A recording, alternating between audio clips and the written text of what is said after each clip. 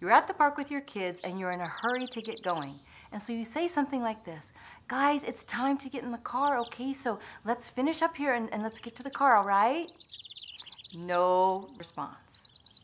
And then you amp it up a little bit. Okay, guys, I really need to get going, so this is your last time down the slide. Get into the car, we need to get going, okay? Still no response. After a few rounds of that, we usually get tired of it. I know I used to, and it would sound something like this. Get in the car now.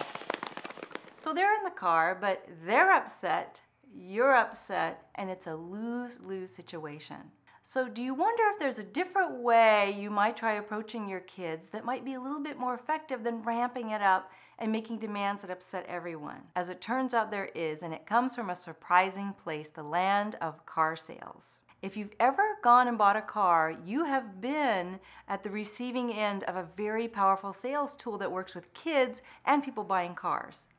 It's called the silent close. Whoever speaks first after a request is made gives in.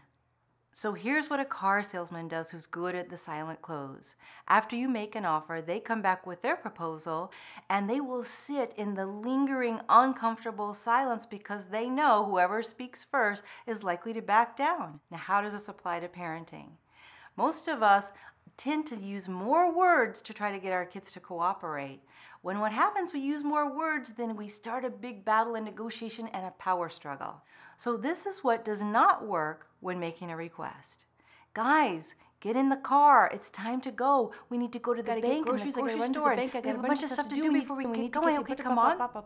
I made my request and I kept talking. Here's what it sounds like using the silent close. All right, guys, you get 2 more times down the slide, and then we have to get going.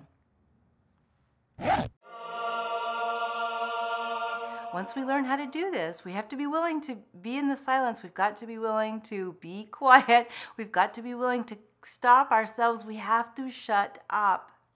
But if we do, we have kids who are more willing to listen to us and a lot more peace at home.